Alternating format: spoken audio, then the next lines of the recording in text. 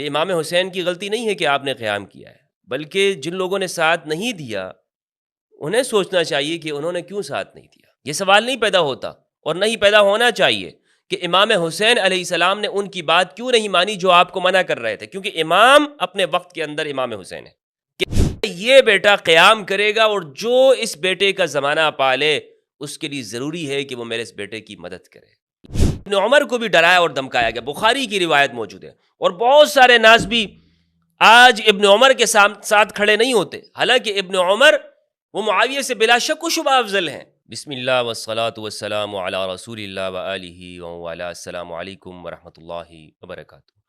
گزشتہ ویڈیو کے اندر ہم نے اس موضوع پر بات کی کہ امام حسین علیہ السلام نے کربلا کی جانب جو سفر کیا ہے اس کی کیا وجوہات تھی۔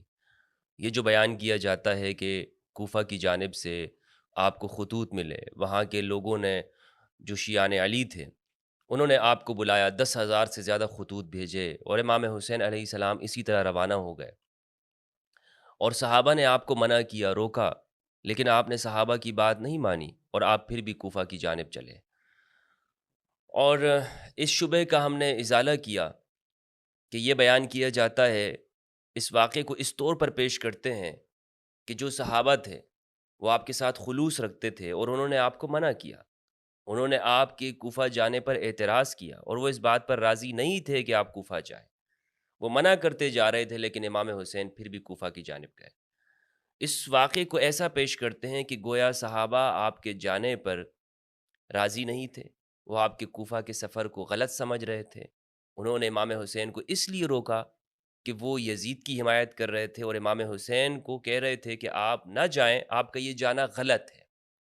جو ناسبی اس بات کو پیش کرتے ہیں نا، اس کی وجہ یہ ہوتی ہے، وہ اس لیے نہیں پیش کرتے کہ جناب امام حسین نے یہ سفر کیا تو بہت اچھا کیا ہے، ظلم کے خلاف آپ نے قیام کیا ہے، خروج کیا ہے، بلکہ وہ اسے اس طرح ہی پیش کرتے ہیں کہ دیکھیں صحابہ اور بھی تو رہ رہے تھے، بہت مزے کے ساتھ سب لوگ رہ رہے تھے، سب کی زندگی اچھی گزر رہی تھی، کسی کو کوئی اعتراض نہیں تھا، صرف امام حسین علیہ السلام ہی چلے گئے۔ یعنی یہ امام حسین کا ایسا انفرادی فعل تھا کہ آپ کو یہ نہیں کرنا چاہیے تھا۔ آج بھی ہم اپنے معاشرے میں دیکھتے ہیں کہ جب ایک شخص وہ کھڑا ہوتا ہے، وہ اپنے معاشرے کے اندر ظلم ہوتا ہوا دیکھتا ہے، اس کا دل کڑتا ہے اور وہ چاہتا ہے کہ میرے لوگ امن کے اندر آ جائیں اور اس ظلم کا خاتمہ ہو، تو لوگ اس کے سامنے کیا کہتے ہیں؟ جو کمزور طبیعتوں کے مالک لوگ ہوتے ہیں وہ یہی کہتے ہیں، یہ عذر پیش کرتے ہیں، بہانہ بناتے ہیں۔ آپ کو کیا مسئلہ ہے؟ سارے لوگ تو امن کے ساتھ رہ رہے ہیں، پیس کے ساتھ رہ رہے ہیں، کسی کو کوئی پرابلم نہیں ہے، ایک آپ کو ہی مسئلہ ہو گیا ہے۔ اب اپنے علاقوں کے اندر آپ نے اس کا تجربہ کیا ہوگا، خود آپ کے ساتھ بھی ممکن ہے کہ اس طرح کے واقعات پیش آئے ہوں۔ تو یہ جو اعتراض کر رہے ہیں نا لوگ کہ صحابہ نے آپ کو منع کیا، آپ پھر بھی روانہ ہو گئے، اس کا مقصد یہی ہوتا ہے، وہ امام حسین علیہ السلام کو غلط ثابت کرنا چاہتے ہیں۔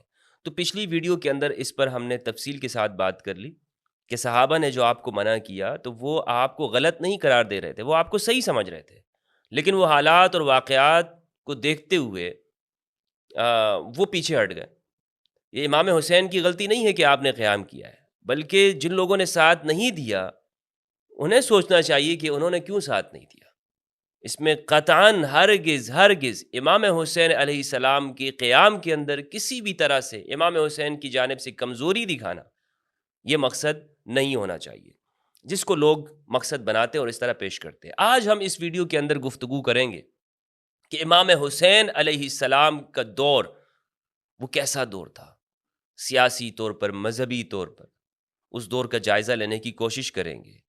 امام حسین علیہ السلام جس طرح کہ ہمارے مورخین نے لکھا ہے، سیرت نگاروں نے، شمس الدین ذہبی رحمہ اللہ نے سیر اعلام النبلاء میں، تاریخ الاسلام میں، ابن کثیر نے اور دیگر مورخین نے، کہ آپ کی جو ولادت ہوئی ہے رسول اللہ صلی اللہ علیہ وآلہ وسلم کی ہجرت مدینہ کے 4 سال بعد ہوئی ہے، اور یعنی 4 ہجری کے اندر امام حسین علیہ السلام کی ولادت ہوئی ہے۔ آپ کے اور امام حسن علیہ السلام کی ولادت کے درمیان میں 1 سال کا فاصلہ ہے، یعنی 3 ہجری کے اندر امام حسن علیہ السلام کی ولادت ہے اور 4 ہجری میں امام حسین علیہ السلام کی ولادت ہے۔ اس بات کو شمس الدین الذہبی نے اور ابن کثیر رحمہ اللہ نے لکھا ہے۔ میں آپ کو شمس الدین الذہبی کا پیراگراف پڑھ کے سناتا ہوں۔ یہ میرے سامنے سیر اعلام النبلاء ہے، جلد نمبر 5 ہے، ذہبی رحمہ اللہ کی، اس کے صفحہ نمبر 165 پر یہ لکھتے ہیں: الحسین الشہید الامام الشریف الکامل سبط رسول اللہ صلی اللہ علیہ وآلہ وسلم، رسول اللہ کے نواسے ہیں، رسول اللہ کے بچے ہیں، وریحانتہ من الدنیا ومحبوبہ، دنیا کی خوشبو ہے اور آپ کے محبوب ہیں۔ الامام ہے، امام ابو عبداللہ الحسین ابن امیر المؤمنین ابی الحسن علی ابن ابی طالب، طالب ابن عبد المطلب ابن ہاشم ابن عبد مناف، یہ نسب ذکر کیا ہے، نسب مبارک۔ اگلی صدر میں کہتے ہیں: قال الزبیر مولدہ فی خامس شعبانہ، ان کی ولادت 5 شعبان کو ہی، سنت 4 من الہجرہ، ہجرت کے 4تھے سال۔ یہ ہے ذہبی رحمہ اللہ کی کا حوالہ میں نے آپ کے سامنے پیش کیا۔ اسی طرح ابن کثیر نے البدایہ والنہایہ میں لکھا ہے۔ امام حسین علیہ السلام جب کوفہ کی جانب روانہ ہوئے، اب سوال یہ پیدا ہوتا ہے کہ صحابہ انہوں نے امام حسین کو اکیلا کیوں چھوڑ دیا، کیوں تنہا چھوڑ دیا امام حسین کو، اور کیوں ساتھ میں وہ کوفہ کی جانب نہیں گئے؟ اس وقت کوئی کم صحابہ نہیں تھے، تقریباً 10,000 سے زیادہ صحابہ اس وقت موجود تھے، اور جلیل القدر صحابہ اس وقت موجود ہیں۔ امام حسین کا ساتھ کیوں نہیں دیا؟ یہ سوال نہیں پیدا ہوتا کہ امام حسین نے ان کی بات کیوں مانی، یہ سوال نہیں پیدا ہوتا، اور نہیں پیدا ہونا چاہیے کہ امام حسین علیہ السلام نے ان کی بات کیوں نہیں مانی جو آپ کو منع کر رہے تھے، کیونکہ امام اپنے وقت کے اندر امام حسین ہے، صحابہ امام نہیں ہیں، اہل البیت امام ہے۔ ایک تو حدیث ثقلین بالکل واضح ہے، اس حدیث کو جو میں بار بار ذکر کرتا ہوں، یہ حدیث بالکل بنیادی طور پر ہمارے لوگوں کو یاد ہونی چاہیے جب بھی ہم اہل البیت کی بات کریں۔ امام صرف اور صرف اہل البیت علیہ السلام ہے، صحابہ پر بھی ان کی اتباع واجب ہے، لہٰذا اہل البیت کو مشورہ نہیں دیا جا سکتا۔ ہاں، اہل البیت کے بارے میں جو زمانے کے مخلصین صحابہ ہیں وہ ضرور اپنی رائے ظاہر کر سکتے ہیں، لیکن اہل البیت پر ان کی بات کو ماننا یہ واجب اور ضروری نہیں ہے۔ کربلا کے اندر اس پورے واقعے کو اگر ہم دیکھتے ہیں تو اتنے ہزاروں صحابہ کے درمیان میں صرف 11 صحابہ کے نام جو مجھے ملے ہیں، جو میں نے احصاء کیا ہے، ان کو شمار کیا ہے، گنا ہے، تو 11 صحابہ کے نام مجھے ملے ہیں جو امام حسین علیہ السلام کے ساتھ اس معرکہ وفا کے اندر شامل تھے، کربلا کے واقعے کے اندر 11 صحابہ کرام۔ ایک صحابی کا میں نے ذکر اپنی پچھلی ویڈیو میں کیا ہے، ان 11 صحابہ کے نام میں آپ کو بتاتا چلوں جنہوں نے کربلا کے واقعے میں امام حسین علیہ السلام کا ساتھ دیا۔ 3 ان میں سے کربلا کا واقعہ ہونے سے پہلے ہی شہید ہو گئے، جلیل القدر صحابہ کرام۔ ایک ان میں ہے ہانی ابن عروہ رضی اللہ تعالی عنہ، جلیل القدر انسان ہے، وفا کی مثال ہیں ہانی ابن عروہ۔ دوسرے ہیں عبداللہ ابن یقطر، تیسرے ہیں عبید اللہ ابن حارث۔ یہ عبداللہ ابن یقطر یہ امام حسین علیہ السلام کے سفیر تھے کوفہ کی جانب۔ 6 افراد صحابہ کرام وہ کربلا کے اندر شہید ہوئے ہیں جنہوں نے امام حسین علیہ السلام کا ساتھ دیا اور کربلا میں شہید ہوئے۔ ان میں سے ایک انس بن الحارث الانصاری ہے، اور یہ وہ صحابی ہیں کہ جنہوں نے اس روایت کو رسول اللہ صلی اللہ علیہ وآلہ وسلم سے سنا کہ میرا یہ بیٹا قیام کرے گا، اور جو اس بیٹے کا زمانہ پالے اس کے لیے ضروری ہے کہ وہ میرے اس بیٹے کی مدد کرے۔ فَلْيَنْصُرْهُ إِنَّ ابْنِي هَذَا سَيَخْرُجُ فَمَنْ أَدْرَكَهُ فَعَلَيْهِ أَنْ يَنْصُرَهُ، کہ میرا یہ بیٹا قیام کرے گا۔ امام حسن کے بارے میں فرمایا إِنَّ ابْنِي هَذَا سَيِّدًا، میرا یہ بیٹا سردار ہے۔ اور اس صحابی کا انس بن حارث کا جو تذکرہ ہے، الاصابہ الاستیعاب، ہمارے مورخین نے ان کا ذکر کیا ہے۔ دوسرے صحابی ہیں حبیب بن المظاہر الاسدی رضی اللہ تعالی عنہ، عبد الرحمن بن عبد رب، عمار الدلانی، مسلم بن عوسجہ، یحییٰ بن ہانی بن عروہ، یہ ہانی بن عروہ کے بیٹے ہیں۔ یہ 6 وہ صحابہ ہیں کہ جو معرکہ الطف، معرکہ کربلا جو ارض نینوا کے اندر ہوا، امام حسین علیہ السلام کے ساتھ یہ شہید ہوئے ہیں رضی اللہ تعالی عنہم وقد ارضاہم۔ 2 افراد جو بچ جاتے ہیں وہ کربلا کے بعد شہید ہونے والوں میں سے ہیں، سلیمان بن سرد الخزاعی اور مسیب بن نجبہ۔ سلیمان بن سرد الخزاعی رضی اللہ تعالی عنہ وہ شخص ہیں کہ جنہوں نے امام حسین کی جانب خطوط لکھے، اور امام حسین علیہ السلام ان کی بات پر آئے، اور خطوط لکھنے والے دو طرح کے افراد تھے، دو گروہ تھے، مخلصین بھی تھے، منافقین بھی تھے۔ کچھ لوگ کہتے ہیں نا شیعوں نے امام حسین کو شہید کیا ہے، یہ بالکل علی الاطلاق طور پر یہ بات کہنا جھوٹ ہے، تاریخ کا سب سے بڑا، بلکہ حقیقت یہ ہے کہ منافق تھے۔ جس طرح رسول کے زمانے میں منافقین موجود تھے، اسی طرح امام حسین علیہ السلام کے زمانے میں منافقین تھے، امام علی کے لشکر کے اندر منافقین چھپے ہوئے تھے، خوارج، منافقین تو ہر دور میں ہوتے ہیں۔ سلیمان بن سرد الخزاعی رضی اللہ عنہ، انہوں نے بھی امام حسین کو خطوط لکھے تھے، لیکن یہ پھر اپنی کمزوری اور بشری ضعف کی وجہ سے یہ شریک نہ ہو سکے۔ بعد میں انہوں نے توبہ کی ہے اور عین الوردہ میں یہ شہید ہوئے ہیں، جو بہت بڑا معرکہ ہوا ہے عین الوردہ کے اندر، اور دوسرے ہیں مسیب بن نجبہ۔ تو یہ 11 صحابہ وہ ہیں کہ جنہوں نے امام حسین علیہ السلام کے لیے قربانی دی۔ اب موضوع کی جانب آتے ہیں، اور موضوع ہمارا یہ ہے کہ امام حسین علیہ السلام کا جو دور ہے وہ کیسا دور تھا۔ امام حسین علیہ السلام کی ولادت کے بارے میں نے آپ کو بتایا کہ 4 ہجری کے اندر ہوئی ہے، یعنی رسول اللہ صلی اللہ علیہ وآلہ وسلم کا جب وصال ہوا تو امام کی جو عمر ہے وہ تقریباً 7 سال بنتی ہے۔ حضرت ابوبکر رضی اللہ عنہ کے زمانے میں ان کی عمر 9 سال بنتی ہے۔ حضرت عمر کے دور میں حضرت عمر نے تقریباً 12 سال حکومت کی ہے، اور 13 ہجری سے لے کر 23 ہجری تک، تو حضرت عمر کے زمانے میں جو ان کی عمر بنتی وہ ہے 19 سال۔ حضرت عثمان کے دور حکومت میں ان کی عمر 31 سال بنتی ہے۔ 35 ہجری میں حضرت عثمان کی شہادت ہوئی ہے، تو اس اعتبار سے آپ عمر لگا لیں، یعنی 23 میں حضرت عمر کی شہادت، اور حضرت عثمان کی جو شہادت ہے وہ ہے 35 ہجری میں۔ کل دور حضرت عثمان کا جو رہا ہے وہ 12 سال رہا ہے۔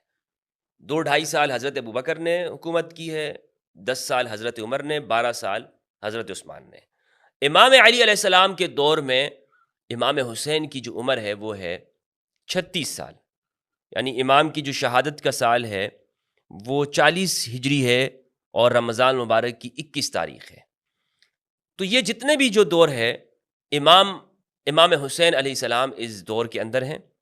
یہ میں نے امام کی جو عمر ہے اس لیے آپ کو بتائی تاکہ آپ کے سامنے یہ بات واضح ہو جائے کہ امام نے کیسا زمانہ پایا، اور کس سال کے اندر، کس دور میں، ابو بکر، عمر، عثمان، امام علی کے زمانے میں امام حسین کی عمر کیا ہے، اور وہ معاشرے کا جو تجزیہ کر رہے ہیں، دیکھ رہے ہیں وہ کیسا معاشرہ ان کو ملا ہے، سیاسی طور پر، معاشی طور پر، مذہبی طور پر۔ یعنی حضرت ابوبکر کے زمانے میں تو ایک دور امام حسین علیہ السلام کے اوپر یہ بھی آیا ہے کہ جب سیدہ زہرا علیہ السلام کا وصال اس حال میں ہوا ہے کہ سیدہ زہرا نے فدق کے مطالبے کے بعد جو حضرت ابوبکر سے ناراض رہی ہیں تو پوری زندگی ناراض رہیں۔ امام حسین علیہ السلام اس بات کو جانتے ہیں، خم کے مقام پہ موجود ہیں، غدیر خم میں سقیفہ کو جانتے ہیں۔ پھر حضرت عمر کا جو دور ہے وہ امام حسین علیہ السلام کے سامنے ہے، سیدہ زہرا کے مصائب ہیں، امام علی علیہ السلام کی تنہائی ہے، حضرت عثمان کی شہادت، اور کس طور پر وہ ہوئی۔ لوگوں نے اختلاف کیا، صحابہ اختلاف میں پڑ گئے، حضرت عثمان کے خلاف محاصرہ ہوا۔ اس سارے واقعے کے امام حسین علیہ السلام عینی شاہد ہیں۔ امام علی کے زمانے میں جو جنگ ہوئی ہے 36 ہجری کے اندر جنگ جمل ہوئی ہے، امام حسین اس میں میسرہ کے اوپر کمانڈر تھے، آگے بڑھ بڑھ کر حملہ کیا کرتے تھے، جلیل القدر یعنی شجاعت والے، طاقت والے۔ اور یہ جو روایت نقل کی جاتی ہے کہ امام حسین علیہ السلام وہ اپنے ناف سے نیچے رسول اللہ کے مشابہ تھے، تو اس کی جو تعبیر کرتے ہیں علماء وہ یہ کرتے ہیں کہ بہادری میں رسول اللہ کے مشابہ تھے۔ جس طرح رسول اللہ صلی اللہ علیہ وآلہ وسلم بہادر تھے، امام علی بہادر ہیں، امام حسین علیہ السلام بھی بہادر نوجوان ہیں، اور کسی بات کو اگر درست نہیں سمجھتے تو بالکل سامنے کہہ دیا کرتے تھے کہ یہ بات صحیح نہیں ہے، انکار کرتے تھے اس بات کے اوپر۔ تو یہ واقعات امام حسین علیہ السلام کے سامنے ہوئے ہیں۔ صفین میں امام حسین موجود ہیں، کمانڈر ہیں صفین کے، اور صفین میں امام علی کا رویہ دیکھتے ہیں، باقی گروہ کا رویہ دیکھتے ہیں، ان کی جانب سے سختی دیکھ رہے ہیں۔ صلح امام حسن کے اندر موجود ہیں، اور جن شرائط کے اوپر وہ صلح ہوئی ہے امام حسن علیہ السلام اس میں موجود ہیں۔ امام حسن نے جو صلح کی ہے وہ شرائط کے اوپر تھی، اور اس پر میں نے تفصیلی گفتگو کی ہوئی ہے۔ معاویہ بن ابی سفیان نے امام حسین علیہ السلام کی جانب جب خط لکھا تھا تو امام حسین علیہ السلام نے جب دیکھا کہ صلح امام حسن کی شرائط کی خلاف ورزی کی جا رہی ہے تو امام حسین نے اس موقع پر بھی اس بات کو برملا ظاہر کیا کہ واللہ تمہارے خلاف بھی جہاد کو ترک کرنے کا مجھے کوئی عذر نظر نہیں آ رہا، یعنی میں کوئی ایسی وجہ نہیں دیکھتا ہوں کہ اب تمہارے خلاف جہاد نہیں کرنا چاہیے۔ سیر اعلام النبلاء کے اندر ذہبی نے اس بات کو لکھا ہے، ابن کثیر نے لکھا ہے اور دیگر مورخین نے اس بات کو۔ تو امام حسین علیہ السلام نے اس سارے دور کو ہوش و حواس کے ساتھ دیکھا، اس کا تجزیہ کیا، آپ کے سامنے یہ ساری چیزیں موجود ہیں۔ پھر جب معاویہ بن ابی سفیان حکمران بنتے ہیں، اس دور کی جانب اگر ہم آئیں کہ جب بنو امیہ کا زمانہ شروع ہوتا ہے، بنو امیہ کا دور، یہ میرے سامنے کتاب ہے، دیوبندی عالم دین تھے مولانا سید مناظر احسن گیلانی رحمہ اللہ، ان کی کتاب ابو حنیفہ کی سیاسی زندگی، اس میں انہوں نے یہ بات لکھی ہے صفحہ نمبر 43 کے اوپر۔ یہ اموی حکمرانوں کا جو دور ہے اس کے بارے میں یہ لکھتے ہیں کہ کیسا زمانہ تھا۔ اموی دور میں انصاف و حکومت سے بے راہ روی، ایسا زمانہ آ گیا تھا جب امام حسن علیہ السلام نے صلح کر لی معاویہ بن ابی سفیان کے ساتھ، امام حسن کی شہادت ہو گئی، اموی حکومت قائم ہو گئی اور خلافت ملوکیت میں تبدیل ہو گئی۔ یعنی خلافت جس طرح سے بھی تھی، اس کو آپ خلافت علی منہاج النبوہ کہیں یا نہ کہیں، لیکن حکمرانی کا جو دور تھا اس میں ایک تبدیلی آئی ہے۔ اس طور پر تبدیلی آئی ہے کہ باپ اپنے جانے کے بعد اپنی زندگی میں ہی اپنے جانے کے بعد اپنے بیٹے کے لیے وصیت کر جاتا ہے کہ یہ میرے بعد حکمران ہوگا۔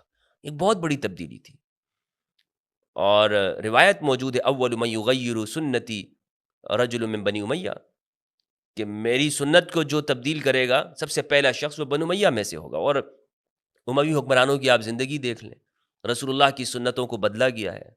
سنن نسائی کو آپ دیکھ لیں، حج کا تلبیہ چھوڑ دیا گیا، بسم اللہ کو چھوڑ دیا گیا، اسی طرح تکبیرات کو چھوڑ دیا گیا۔ بخاری کے اندر روایت موجود ہے 786 نمبر، اور فتح الباری میں ابن حجر اسقلانی نے جو اس کی شرح کی ہے، یہ ساری چیزیں اگر آپ دیکھیں گے تو یہ آپ کے سامنے یہ بات آئے گی کہ سنتوں کو چھوڑ دیا گیا، بدعات کو زندہ کیا گیا۔ یعنی یہ ایک طرح کی بدعت ہی تھی جو اموی زمانے کے اندر مناظر احسن گیلانی رحمہ اللہ نے یہ بات لکھی ہے، میں آپ کے سامنے پیش کرتا ہوں۔ یہ کہتے ہیں مگر جب خلافت نے سلطنت کا چولا بدلا اس وقت کیا ہوا اور کیا ہوتا رہا، ذکر کرتے ہوئے شرم آتی ہے۔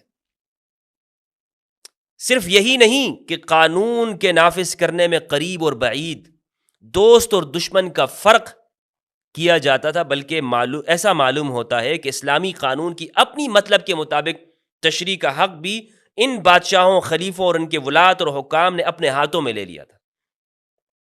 یعنی جو ان کی مرضی ہوتی تھی اس کو یہ انصاف کہتے تھے، اور ظلم جس کے اوپر یہ چاہتے یہ ظلم کیا کرتے تھے۔ ٹیکس، بھاری برکم ٹیکس عائد کیے ہوئے تھے، جس سے عمر بن عبدالعزیز نے اپنے زمانے میں ختم کیا تھا۔ انہوں نے ٹیکسوں کا نظام یعنی ہر اس شخص کے اوپر بھی لگاتے تھے کہ جو مسلمان ہو جاتا تھا۔ اگر ایک شخص غیر مسلم سے مسلمان ہو جاتا ہے تو ٹیکس تو معاف ہو گیا، جزیہ تو ختم ہو گیا، لیکن اس پہ بھی ٹیکس عائد کر دیا۔ بن عبدالعزیز نے اس کی مخالفت کی اور اپنے زمانے میں اس کو ختم کیا۔ تو امام حسین علیہ السلام نے یہ ساری چیزیں دیکھیں، اور پھر خود امام حسین سے، صحابہ سے جبری بیعت لی گئی، لینے کی کوشش کی گئی۔ امام حسین نے اور عبداللہ بن زبیر نے بیعت نہیں کی ہے، لیکن معاویہ بن ابی سفیان نے اپنی زندگی کے اندر ہی یہ کوششیں شروع کر دی تھی کہ اب چونکہ میں دنیا سے جانے والا ہوں تو میرے بعد یزید خلیفہ ہوگا، اور اس کے لیے انہوں نے لوگوں پر دباؤ ڈالنا شروع کیا۔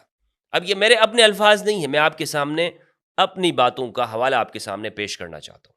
یہ میرے سامنے سیر اعلام النبلاء ہے، جلد نمبر اس کی 3 ہے، مؤسسۃ الرسالہ ہے، صفحہ نمبر 225۔ ذہبی رحمہ اللہ اس میں لکھتے ہیں، ایوب سے روایت ہے، وہ نافع سے نقل کرتے ہیں، کہتے ہیں کہ ان معاویہ بعث الی ابن عمر ب100,000، ابن عمر کو معاویہ بن ابی سفیان نے 1,00,000 درہم بھیجے۔ لما اراد ان یبایع لیزید، جب اس نے یہ ارادہ کیا معاویہ بن ابی سفیان نے کہ وہ یزید کی بیعت لیں، تو اس موقع پر ابن عمر نے کہا کہ ان دینی عندی اذا لرخیص، اگر یہ اس کا مطلب یہ ہے تو پھر تو میرا دین بہت سستے میں بک گیا۔ یہ نہیں کہ لوگوں کو مال کی لالچ دے کر بیعت لی گئی ہو، بلکہ ڈرا دھمکا کر بھی بیعت لی گئی۔ ذہبی نے ہی سیر اعلام النبلاء میں امام حسین علیہ السلام کی حالات زندگی میں لکھا، یہ میرے سامنے جلد نمبر 5 ہے۔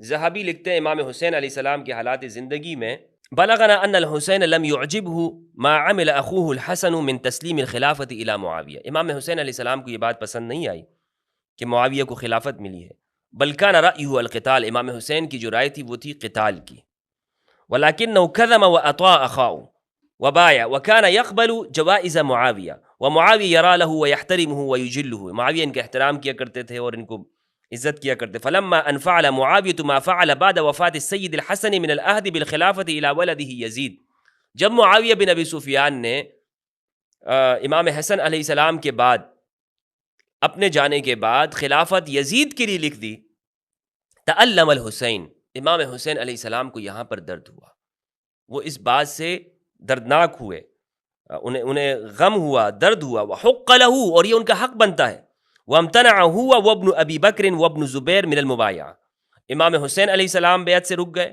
ابن ابی بکر، عبد الرحمن ابن ابی بکر حضرت ابو بکر رضی اللہ تعالیٰ عنہ کے بیٹے ہیں اور ان کو قتل کیا گیا ہے، اور ابن زبیر من المبایعات، بیعت کرنے سے، یہ لوگ بیعت کرنے سے رک گئے. حتی قہرہم معاویہ، یہاں تک کہ ان کو قہر کیا ان کے اوپر معاویہ نے، ان کے اوپر قہر کیا، وَأَخَذَ بَيْعَتَهُمْ مُكْرَهِينَ، اور ان لوگوں کی بیعت لی زبردستی، مکرہین، اکراہ کر کے، وَغُلِبُوا وَعَجَزُوا عَنْ سُلطان الوقت، یہ وقت کے بادشاہ کے سامنے بے بس ہو گئے. فلما مات معاویہ، جب معاویہ کا انتقال ہوا، تسلم الخلافت یزید وبایعہ اکثر الناس ولم یبایع له ابن الزبیر ولا الحسین، اور جب معاویہ کا انتقال ہوا، یزید کے پاس حکومت اور اقتدار آیا، تو لوگوں نے بیعت کر لی، لیکن ابن زبیر نے اور حسین علیہ السلام نے بیعت نہیں کی، امام حسین نے اور ابن زبیر نے بیعت نہیں کی. یہ ہے کہ زبردستی بھی لوگوں سے بیعت لی گئی، اور یہی بات البدایہ والنہایہ کے اندر ابن کثیر رحمہ اللہ نے لکھی. البدایہ میں جلد 8 صفحہ 115 میں اس بات کو انہوں نے لکھا ہے. لکھتے ہیں 56 ہجری کے واقعات کو یہ لکھتے ہیں، وفیہا دعا معاویۃ الناس الی البیعۃ لیزید، اس 56 ہجری کے اندر معاویہ نے لوگوں کو یزید کی بیعت کی جانب بلایا، لیزید ولدہ ان یکون ولی عہدہ من بعدہ، جو کہ ان کے بیٹے ہیں کہ وہ ان کے بعد ولی عہد ہوں گے. وکان قد عزم قبل ذلك على هذا فی حیات المغیرۃ بن شعبہ فروى ابن جریر، اور یہ مغیرہ بن شعبہ کی اس سے پہلے بھی انہوں نے ارادہ کیا تھا مغیرہ بن شعبہ کے کہنے کی وجہ سے، اور یہ پورا واقعہ انہوں نے یہاں پہ لکھا ہوا ہے کہ مغیرہ بن شعبہ نے کس طرح سے امام حسین معاویہ بن ابی سفیان کو یہ مشورہ دیا کہ آپ نے یہ کام کرنا ہے. آگے کہتے ہیں اگلے صفحے میں، صفحہ نمبر 116 میں، وَكَانَتْ هَذِهِ السَّنَةُ شَرَعَ مُعَاوِيَةُ فِي نَظْمِ ذَلِكَ لِيَزِيدَ وَالدُّعَاءِ إِلَيْهِ، کہ اس سال میں معاویہ نے اب ترتیب کے ساتھ یہ کام کرنا شروع کر دیا کہ لوگوں کو یزید کے لیے بیعت لی جائے. وَعَقَدَ الْبَيْعَةَ لِوَلَدِهِ يَزِيد، اور یزید کے لیے بیعت کو لکھ دیا. وَكَتَبَ إِلَى الْآفَاقِ بِذَلِكَ، اور پورے ممالک میں اس بات کو روانہ کر دیا. فبايع له الناس في سائر الاقاليم الا عبد الرحمن ابن ابی بکر وعبد اللہ ابن عمر والحسین ابن علی وعبد اللہ ابن زبیر وابن عباس، ان لوگوں نے بیعت نہیں کی. ابن عمر نے بعد میں بیعت کر لی تھی، اور بخاری کی روایت بھی موجود ہے ابن عمر نے بیعت کر لی، لیکن ابن عمر کو بھی ڈرایا اور دھمکایا گیا. بخاری کی روایت موجود ہے، اور بہت سارے ناس بھی آج ابن عمر کے ساتھ کھڑے نہیں ہوتے، حالانکہ ابن عمر وہ معاویہ سے بلا شک و شبہ افضل ہیں. یعنی اگر صحابہ کی اس ترتیب کو دیکھا جائے تو ابن عمر حضرت عمر کے بیٹے اور صاحبزادے ہیں، اور اس کے مقابلے میں یعنی تو وہ پہلے اسلام قبول کرنے والے، غزوہ خندق کے اندر موجود ہے ابن عمر، بیعت رضوان کے اندر موجود ہیں. معاویہ بن ابی سفیان وہاں پہ موجود نہیں ہے. زبردستی ڈرا دھمکا کر لوگوں کے سامنے. صحیح بخاری کا نمبر میں آپ کو بتا رہا ہوں، صحیح بخاری کے اندر روایت ہے، اور عبداللہ ابن عمر کے جو حالات زندگی ہے وہ آپ اسد الغابہ کے اندر دیکھیں، وہاں بھی موجود ہیں. صحیح بخاری میں کتاب المغازی، باب غزوۃ الخندق وہی الاحزاب، یہ عنوان ہے. اس میں روایت کا نمبر ہے 4108. سند کو میں چھوڑتا ہوں، زہری سے روایت ہے، وہ سالم سے نقل کرتے ہیں، وہ ابن عمر سے. وہ کہتے ہیں مجھے ابن طاؤس نے، انہوں نے اکرم بن خالد سے، انہوں نے ابن عمر سے. ابن عمر کہتے ہیں کہ میں حضرت حفصہ ام المؤمنین کے پاس آیا، وَنَوْسَاتُهَا تَنْطُفُ، اور ان کی چوٹیوں سے پانی وہ ٹپک رہا تھا. قلت قد كان من امر الناس ما ترينا فلم يجعل لي من الامر شيء، میرا تو کوئی معاملہ نہیں رہے گا، اور یہ وہ زمانہ ہے کہ جب معاویہ صلح حسن کے بعد وہ مکہ آئے تھے، یہ وہ زمانہ ہے۔ آگے دیکھیے گا، کہتے ہیں مجھے تو حکومت وغیرہ نہیں ملی۔ ترجمہ کرنے والے داؤد راز رحمہ اللہ جو سلفی عالم ہیں، انہوں نے یہی ترجمہ کیا۔ کچھ لوگ یہاں پہ کہتے ہیں کہ نہیں، یہاں پر قصاص عثمان کی بات تھی۔ یہ ناز بھی بہت جھوٹ ہے، واللہ یقین کیجئے، اتنے جھوٹے ہیں، اتنا جھوٹ بولتے ہیں تحریفات کے اندر۔ یہ واقعہ ہے اس صلح امام حسن کے بعد جب معاویہ آئے ہیں، خلافت کا معاملہ ہے، قصاص عثمان کا معاملہ نہیں ہے کہ جناب قصاص عثمان میں تمہارا کیا اختلاف، تمہاری کیا رائے ہے، اختلاف ہو گیا، نہیں، یہ خلافت کے معاملے میں بات ہو رہی ہے کہ اور پھر اس میں معاویہ نے کہی ہے یہ بات۔ میں آپ کے سامنے پوری روایت پیش کرتا ہوں، پھر آپ دیکھیے گا کہ ہو کیا رہا ہے۔ صحابہ کو ڈرایا دھمکایا جا رہا ہے۔ ابن عمر کہتے ہیں پھر جب یہ بات میں نے کہی کہ مجھے تو کوئی حکومت نہیں ملی، تو حضرت حفصہ نے کہا کہ مسلمانوں کے مجمع میں جاؤ، لوگ تمہارا انتظار کر رہے ہیں، تم جاؤ بھائی وہاں پہ، یہاں کیا کر رہے ہو؟ کہیں ایسا نہ ہو کہ تمہارا موقع پر نہ پہنچنا مزید پھوٹ کا سبب بن جائے۔ آخر حفصہ کے اصرار پر عبداللہ رضی اللہ عنہ وہ گئے۔ پھر جب لوگ وہاں سے چلے گئے تو معاویہ نے خطبہ دیا اور کہا کہ خلافت کے مسئلے پر جسے گفتگو کرنی ہو وہ ذرا اپنا سر تو اٹھائے، سر تو اٹھا کے دیکھو ہمارے سامنے خلافت کے معاملے میں۔ یہاں پر عربی زبان کے جو الفاظ ہیں وہ میں آپ کے سامنے پیش کرتا ہوں۔ عربی کے الفاظ ہیں،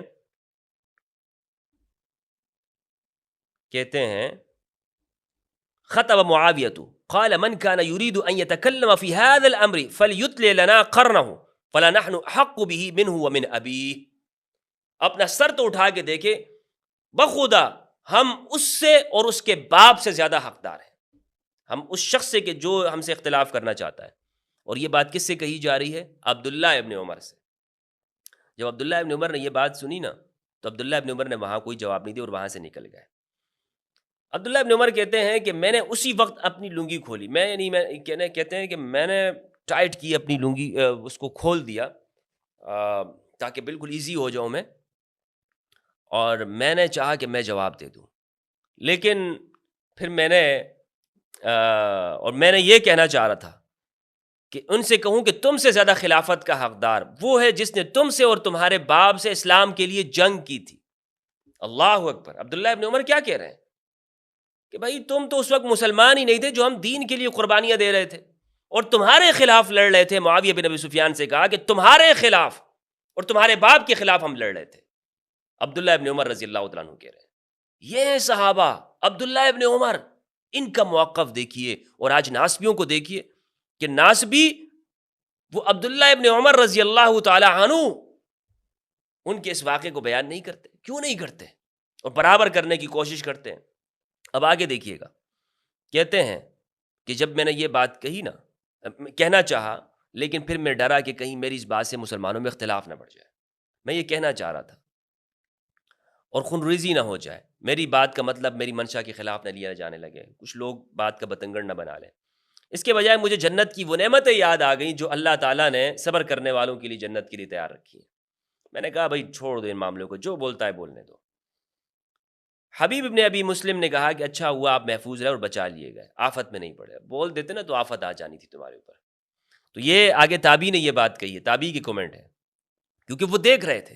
تو یہ واقعہ میں نے آپ کے سامنے اس لیے پیش کیا کہ امام حسین علیہ السلام اس دور کے اندر جی رہے ہیں، وہ دیکھ رہے ہیں کہ زبردستی لوگوں سے بیعت لی جا رہی ہے، ڈرا کر دھمکا کر، اور دین کے معاملات کو جس طرح میں نے الفاظ آپ کے سامنے مناظر حسن گیلانی کے پیش کیے کہ اموی زمانے کے اندر وہ کہہ رہے کہ سر شرم سے جھک جاتا ہے، قانون کی حالت، انصاف کی حالت، لوگوں کو قتل کیا جانے لگا۔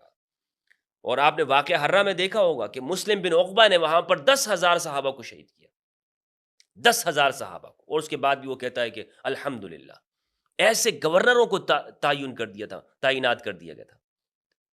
تو ایسے زمانے میں صحابہ کیسے امام حسین کا ساتھ دیتے؟ عبداللہ ابن عمر جیسا شخص جو حضرت عمر کا بیٹا ہے، اس نے حالات کے ساتھ ساز باز کر لیا، خاموش ہو گئے، چپ ہو گئے، اپنی زبان کو بند کر دیا کہ نہیں بھئی حق تو میرا بنتا ہے عبداللہ ابن عمر کا۔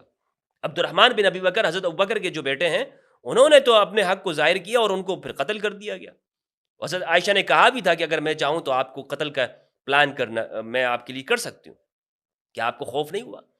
تو صحابہ کو شہید کیا گیا، اسی لیے اتنا روب دبدبہ قائم کیا گیا اسلحے کے زور کے اوپر کہ امام حسین علیہ السلام کے ساتھ لوگ روانہ ہی نہیں ہوئے۔ اور یہ ممکن ہے کہ اکثریت وہ حالات کے ساتھ حالات کے سامنے اپنے سر کو جھکا لے. تو جب صحابہ نے اپنے سر کو جھکا لیا حالات کے ساتھ انہوں نے دیکھ لیا کہ یہ حالات جس طرف جا رہے ہیں ہمیں بھی اس طرف جانا ہے، وگرنہ تو شہادت ہے اور یہ ممکن ہے بالکل.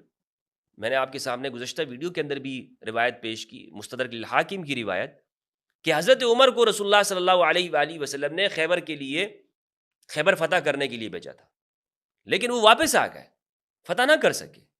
پھر اگلے دن امام علی علیہ السلام کو بھیجا اور انہوں نے فتح کیا.